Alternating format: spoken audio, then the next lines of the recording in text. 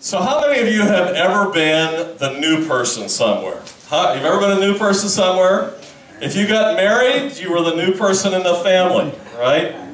Ever been the new person in a family reunion? The first time you go somewhere and there's lots of people there and you don't know anybody there except if it's a boyfriend or a girlfriend and you're going for the first time, it can be overwhelming. It's overwhelming when you're new on the job somewhere and you go and there's lots of people there and lots of new stuff to learn. The truth of the matter is everybody at some point in their life is the new guy. Everybody's the new guy.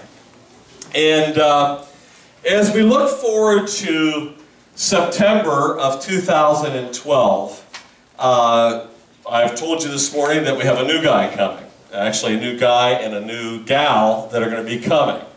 But my hope is that as we come into the new lineup of ministries in 2012, that you might consider also being the new guy or the new gal. And I want to encourage you both to understand what it is to be the new person, and if you're the old person, the person who's been there and had experience, what you can do to make it easier for the new guy. There's nothing worse, you know, if you've had the experience transferring schools, and I know some of you moved a lot when you were younger, and you may have been the new guy or the new girl a lot because you were in this school, and then the next year you were in another school, and it is really, really difficult when you're new. And so it's important if you're going to be the new guy, and it's important if you're going to help the new guy or new girl, that you remember those feelings of what it's like to be new. Now maybe you're just the kind of person who every situation that's new, you're able to launch in. I hope that's the case. That's not most of us. Most of us, when we get into something unfamiliar, it's hard for us to be the new guy. I was at a picnic this week, an agricultural picnic. I know everybody loves agricultural picnics, but and so I didn't know anybody. Well, I knew my wife and my mother-in-law who was there with me, and my brother and his wife later on that came, but I didn't know anybody. And you know what I found out when you're new and you don't know anybody? People don't always come up and talk to you. Now, this was put on by a bank, this agricultural picnic, so the people who worked for the bank came and, you know, they greeted us because it was there to raise business for the bank, of course. But and they were actually very good at it. But the other people who were there who were just guests were not really that good at it. So I've told you that my personality really is not an extrovert. You all believe I am, but it is really not true. I am not an extrovert, but it's fun sometimes to pretend you are. So at this picnic, I pretended I was an extrovert, and they had a little a scavenger hunt. You had to fill in these questions, like how many stomachs does a cow have? 4 compartments, but 1 stomach. I actually got it wrong. I put 4 stomachs down. How many teeth does a cow have? These are all important things you're going to need to know later on. How many? 37. 32. Who said 32? I did. Very good. Well, so anyway, I didn't know the answers to any of these, but I knew that the people who worked at the bank did, and some other people did. So what I did was I would go to strangers, and they had their thing, and they were trying to fill. You could win an iPad if you got them all right, you know, and they drew your name. So I went around and I just started asking people the questions. And by doing that, I got to meet the president of the bank. I got to meet the owner of the farm that we were staying at. I got to meet a guy who processes fertilizer. All exciting folks to meet. And I got to meet the Crawford County Milk Dairy Queen. Not to be confused with the ice cream place, but and it was fun doing that. But what I realized is, when I looked around, other people were not doing that. I was the new guy, but in order not to be the new guy, I really sort of had to pretend like well, not sort of, I guess I did pretend, like I really knew what was going on. So I just went up to people, and I was standing in line with somebody, and I could overhear them talking about who was the Crawford County Dairy Princess, and so I turned around and said, well, I'll give you the answer to that one. And you know, suddenly we struck up a conversation. It's hard to be the new guy. Hard to be the new guy, and maybe even harder to be the new guy if you're going to a farmer event and you're not a farmer. So I had to tell people, I don't really know much about cows. I'm not sure I really want to know much about cows. Other than it was a way to meet people. Someday, you're going to be the new guy, and that someday, hopefully, will be soon in your life, that God is going to speak to your heart and going to encourage you to do something that you haven't done before. And that means in some place, in some ministry, in some experience, you're going to be the new guy. Corinne and Emma and Natasha are going to be the new guys this week. They're going to go to Chicago, and they're going to be in a place that they haven't been before. They're going to be around people that they haven't met before, and they're going to be the new people there. So if you're going to be the new guy like they are, or you're going to help the new guy, I'm going to give you some pointers about being in both positions. One, because I want you to be asking the question of God and of yourself, what am I terrified of doing that God really is encouraging me to step up and do? You know, when churches come into the fall season, into September, we begin to reevaluate what we've done in the past. We want to clarify, make our ministry better, try some new things, go in some different directions. And in order to do all those things, somebody has to be the new guy. Somebody has to be willing to step ahead and do something they haven't done before. Maybe you're that person. Maybe you're not going to be the new guy, but you're going to be supporting the new guy in what they're going to do. So how can you help someone succeed or yourself succeed in ministry? Let me give you some ideas. Begin this morning by giving you some ideas. The first thing in helping the new guy, or if you are the new guy, is help the new guy to learn the lay of the land. And one of the prime examples of this in the scripture is Moses and Joshua, and they actually are going to be, Joshua is going to be taking land. He's going to be going into the promised land, and Moses in Deuteronomy 31, 7 through 8 says this, that Moses summoned Joshua and said to him in the presence of all Israel, be strong and courageous, for you must go with this people into the land that the Lord swore to their ancestors to give them, and you must divide it among them as their inheritance. The Lord himself goes before you and will be with you. He will never leave you nor forsake you. Do not be afraid. Do not be discouraged. What kind of words pop out of there for you? Go ahead. Just tell me. What pops out? What do you hear Moses telling Joshua? Be strong and courageous. Be strong, be courageous. What else is he telling them? Do not be discouraged. Don't be discouraged. What else?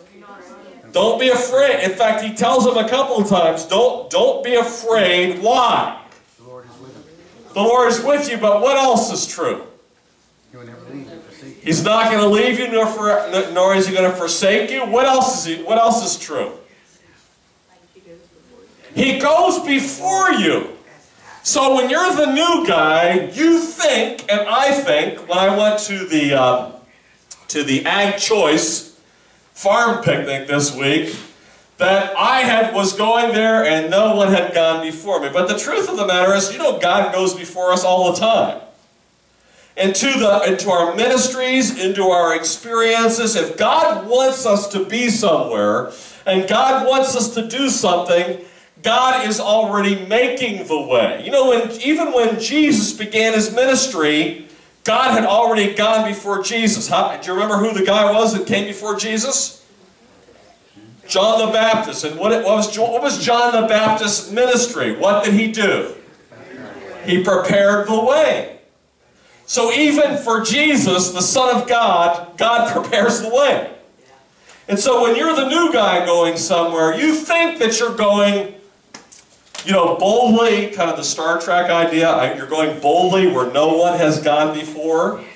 But that's not really true, because God has already gone before you. In fact, Moses is really referring to something that God told Moses, which was, before you go into the promised land, I'm going to send things in to drive the people out.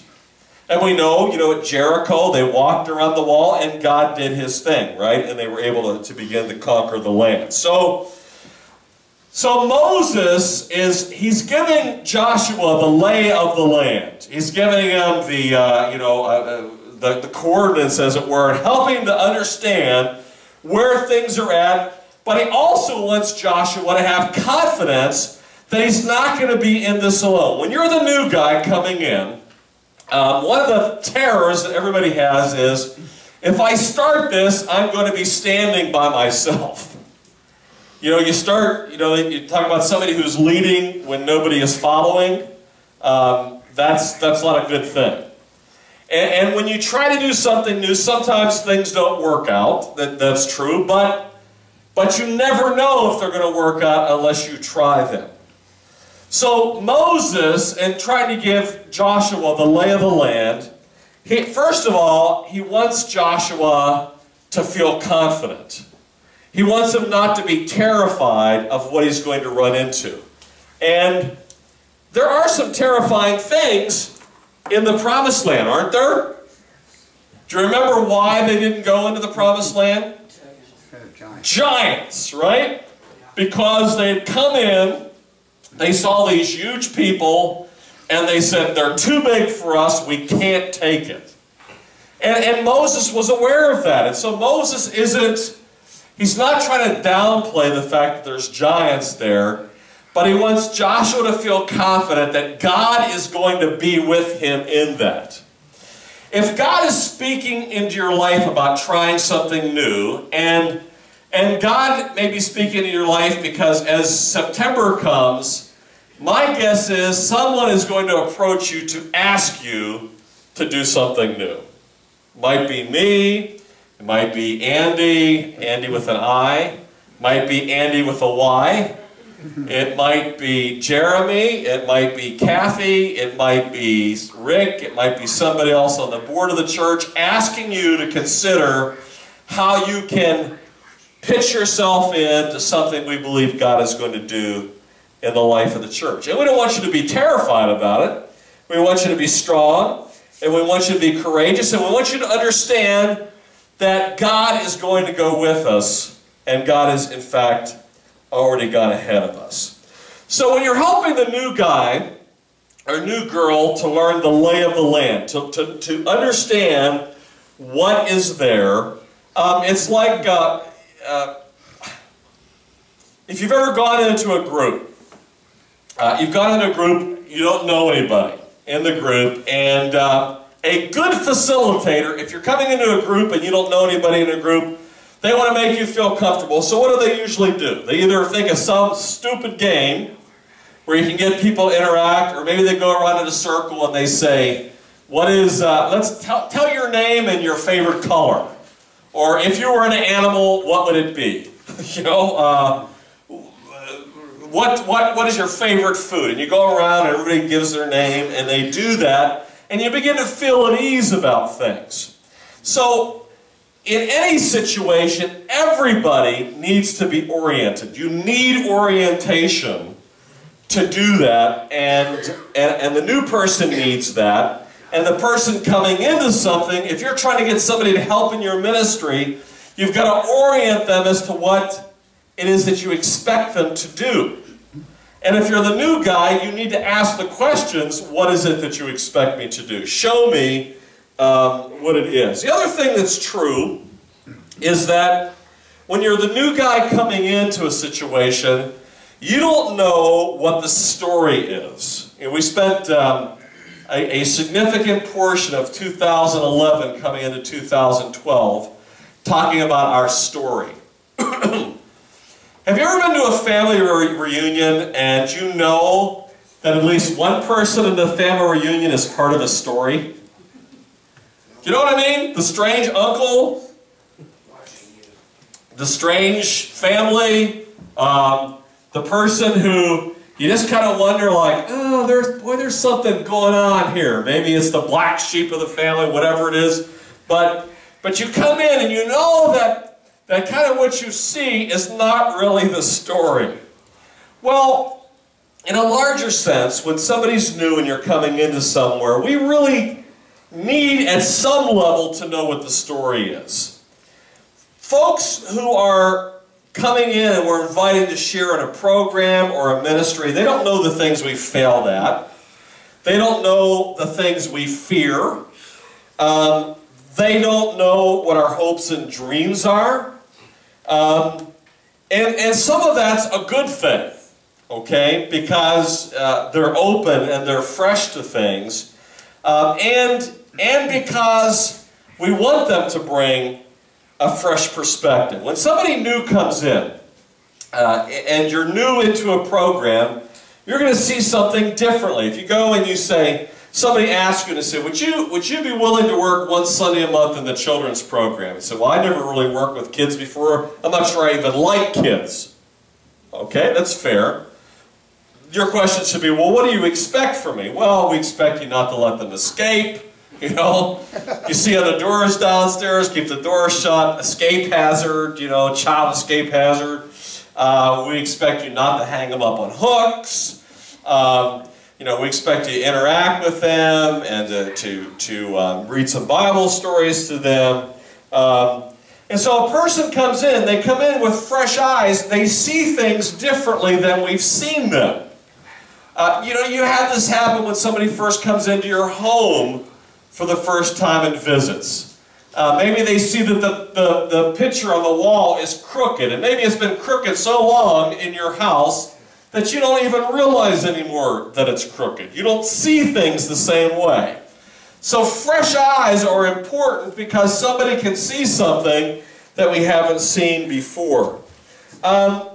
Fresh eyes also give fresh vision to things. So people can see things in a way we haven't seen them before.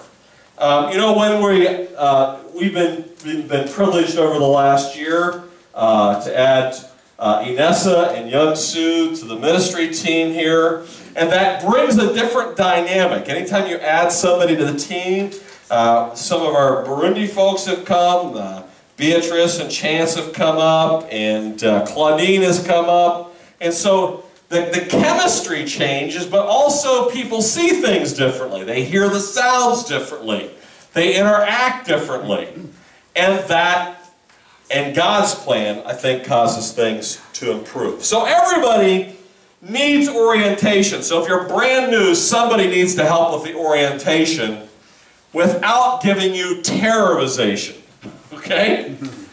So what is terrorization? Terrorization is when you sit down and tell somebody everything's wrong about something. You know, if you went to a job interview and somebody says to you, well, you know, this company is only about maybe 3 weeks from bankruptcy, and not really sure that the boss is going to be speaking about the boss, he is really a pain in the you-know-what. And when he's not a pain in the you-know-what, he's always on everybody about everything, and this is a really tough place to work, and I really don't know why you would want to come here. Does that excite you about something? You know, I mean, if somebody's standing outside the doorway today and they're selling tickets to the Titanic, do you want to buy one to get on it? Of course not. And yet sometimes when we're trying to orient people, we tell them all of the bad things, but don't share the vision about what we hope to happen. Particularly if you're struggling in an area of ministry and you're trying to get it going and it's been a struggle, vision is what we need to share, and without terrorization. I like the fact that Moses here, he doesn't have to remind Joshua there are giants in the land. Joshua already saw the giants. Joshua was one of the spies who went into the land, and so Joshua saw the giants. He's aware that there are problems there. And Moses concentrates not on the size of the problem, but on helping Joshua to be confident God is going to help him. And Moses also, by the way, has already put a system in place to help Joshua with leaders. Because obviously nobody can do this thing alone. So, everybody needs orientation without terrorization. And they need to be able to have a vision to see what God wants to do. So if coming up into the fall of 2012, you're wanting somebody to come along in ministry with you and try some new idea, then the way you got to sell it to them is you got to sell it to them about what God, the potential about what God can do, you know? Not all of the problems you see. You know, it's kind of like the guy who went out on a blind date. He went on a blind date in Florida with this girl on a blind date. He went out with her, and they're sitting at the table, and he notices she has a wooden leg. And so they're in conversation, and she says, well, you know, I've got a wooden leg. Am I the kind of person you want to date? And he says, well, you know, it's your personality. I'm not really concerned about your wooden leg. She says, well, my family has an alligator farm. And he said, well, you know, I'm really not concerned about what your family does. He said, yeah, but whoever I date, I'm expecting to marry, and they're going to have to come and work at the alligator farm. Well, you can kind of see things are not going the way you might anticipate they're going to go, particularly when it's the first date. So we need to make sure that we're helping people see what the vision is before the information is there and the requirement to them. So help the person get the lay of the land. Everybody needs orientation. Second thing, if you are the new guy, you need to help get the orientation of the lay of the land. If you're going to help the new guy, help them to find the lay of the land. Second thing is, don't hold a person's inexperience against them. 1 Timothy chapter 4, verse 12 says this: don't let anyone look down on you because you are young, but set an example for believers in speech, conduct, in love, in faith, and in purity. Everybody starts out inexperienced. Everybody starts out inexperienced. And our inexperience causes us to make mistakes. When I have to kind of laugh at the idea when people say, if I had my life to live over again, I wouldn't change a thing. Really? If I had my life to do over again, I wouldn't have bought a piano that my wife still reminds me about 30-some years later. Yeah, I would do things differently. That's our, you know, we have one mistake in our marriage. We just talk about we just mentioned the piano, and I know what it is, okay? If I had my life to do over again, yes, I would do things differently. And so would you. But we all start out inexperienced. You know, I realized at times when I was new in ministry, I was so enthused sometimes that I took the steamroller approach, you know? Just, you know, rev up the diesel and go. And it didn't matter who was in front.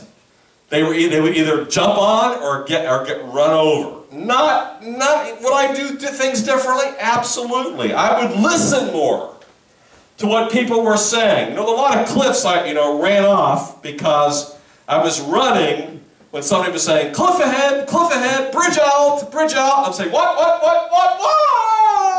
You know? There's a car I wouldn't buy. And somebody said, don't buy that car. Consumer Reports says it's bad. He said, well, it was driven by a little old man.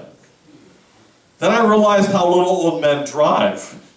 Realized, bad idea to buy that car. So everybody starts out with inexperience. How do you get experience? You don't start out 20 years old with 20 years of experience. Nobody does. Inexperience brings freshness, and it brings a lack of cynicism. You know, Why is it that when somebody's a brand new Christian and they're fresh and they're excited about following Jesus, some older Christian has to come up to them, put their arm around them and say, you know, don't worry, you'll grow out of it. Why? Is that what we really want? You know, as you get older, people, as we get older, we don't want to be risk takers. That's part of what happens with age. You know, they talk about people who are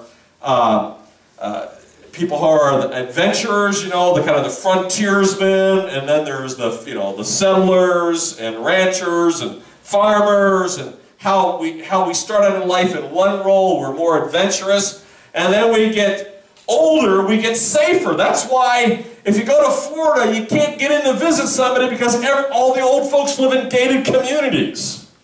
You got to go put your key card in to go visit somebody. Go try to visit somebody that you've not made arrangements with in Florida, and you got to get there. I went to that Free Methodist camp in Florida, which, if you're watching this on the internet, you're not all old. You're just seasoned.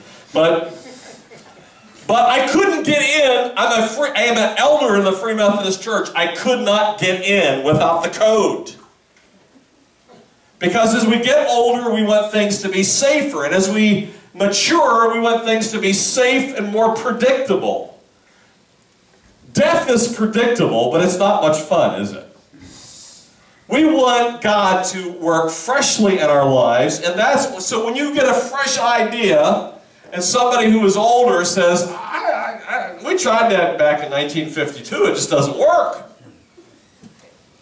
You know, I'm amazed. We went from, in my lifetime, we went from albums, somebody said I used that word the other week, album, which is a piece of vinyl that plays music, to the illustrious wonder of 8-track tapes. You can play it forever. You just put that sucker in there, it never ended. You know, that was I love the I still have an 8-track player at home, by the way. So that sucker will play forever. Then we went from that to, what, cassettes? I thought cassettes were the answer to things. And then we went to CDs, and DVDs, and MP3s. And now we don't even need even MP3s, you just go to iTunes and it just comes in there somehow. I'm not exactly sure how. So things are changing rapidly. And if we're going to see God move and work, we got to not let inexperience keep us from moving forward. You know, you can be 70 years old and be inexperienced. When Paul says to Timothy, don't let anybody look down on you because of your youth, it really is not about age. It's about experience of things. Everybody has to learn. People have to learn to play the piano for the first time in front of people. They have to learn to play the guitar in front of people. They learn to sing. They learn to minister with children. You know, little kids terrify me. You know, trying to keep them occupied and keep an eye on them. That's a really hard thing for me. But when we're inexperienced, you have to learn some way. I learned with my own. I just practiced on them, you know? Kept an eye on them, didn't lose them too many times. And inexperience, though, often gives people energy to try.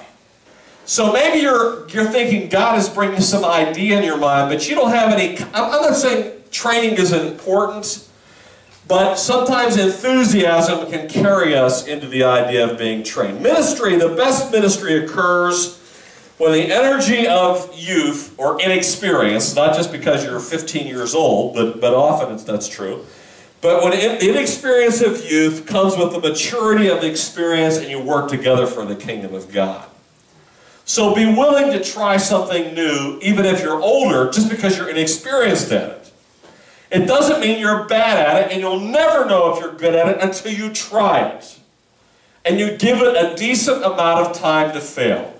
A number of years ago, we got to go to Dearborn, Michigan, which is where the Thomas Alva Edison Laboratory is at there. That they moved from New Jersey to Michigan. I guess it's the Henry Ford Museum, I think is what the whole place is called. And you go through there and you see how Edison failed over and over and over again. He was a guy who had an idea, and he would try it, and it didn't work, and it didn't work. And I don't know the figures on how many times he tried the incandescent light bulb before he got the thing to work, but it was thousands of times. He knew all these ways it wouldn't work. But you'll never, if everybody should be serving God in some way, but you'll never know unless you try something. And everybody starts out inexperienced. That's the way we all start. You have to start somewhere. You know what? I am grateful the way the Africans approach experience. If you haven't seen it happen, you'll see when the Burundi choir is up here, who's back playing the keyboard? It's the kids. I know, they're back here saying, yeah, it's me back there. And someday you're going to be the old guy like me, making the kid come ahead and play. How do people going to learn otherwise? So nobody starts out as an expert. Inexperience makes people feel inadequate to unfamiliar tasks when the truth of the matter is they are just inexperienced. So I had a new experience. Actually, this is like an experience that's been going over about a month and a half period. I have an old tractor. I mean, this tractor is old. I think that Moses may have used it, okay? So it is really old, and the starter, the gizmo that turns the engine over, wouldn't work, okay? I am not a mechanical person. Those of you who knew my son Josh went to aircraft mechanic school, and he developed this amazing skill to work on machines. I do not have amazing skill to work on machines. Machines are not my friends. Years ago, I tried to change the spark plugs in a car, and I didn't realize you had to mark the wires. Those of you who do that kind of, I just thought you pulled the wires off in there, changed the spark plugs, and then just put the things back on. I didn't realize they had like an order to them. So as I drove my truck down the road, I was like the clampets. So they because the fire, there was an order to the firing. So, 30-some years ago I said, I am not a mechanical person, but I got an old tractor and nobody wants to look at an old tractor. And so I went to the internet, because everything's true on there, and was convinced that the problem was the starter. But I'm terrified of mechanical things because when I touch them, bad things happen. But so I ordered a starter from the company. It came, I took the old one off, very, very carefully, read what I could about it, took it off, put the new one on, guess what? No, it didn't work, that's right. It didn't work. And so I said, I felt to myself, what's wrong with me? I did what I was supposed to do. I'm inexperienced. How am I ever going to get this? So I talked to my brother who has a little more experience with machines than me, maybe more confidence. He said, maybe the starter's bad. So I called the company and said, I'll send you this one back, send me another one. And they did. So I want you to know, like a month has gone by. By the way, I took the old one and put it on like 6 times, just because I thought maybe I didn't have it right. There's only 3 bolts there. It just, 3 bolts are taken out, you put it in, and you put some other stuff on it. So, got the new one. This week, about 15 minutes, went out there and put it, and turned the key, and guess what happened? It works! It works! I am a tractor repairman! You got a 1957 Ford 5000? I can fix your starter. I'm your guy. Okay? Just call me. My number is. Okay. It's a small victory, but I was out. My wife thought I was, being chased by bees because I was out there dancing around, because I fixed something. I took tools and I fixed something. I didn't think I could fix it, but I had to try. So don't let your experience keep you from trying. And if somebody else has inexperience and they want to try, don't believe that they can't do it. Because It may be that God's calling them to do it, and instead of telling them they can't do it, take whatever experience you have and offer to throw it behind them to help them. We're going to be talking about this idea in the next few weeks because I really want you to be asking yourself before God, what is it that you want me to do, God? How do you want me to be involved in the ministry and life of the church? Big ways, small ways, it doesn't matter.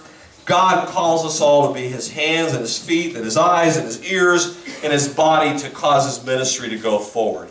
God wants us to move forward, and that's the opportunity we're going to have. Let's bow our heads together.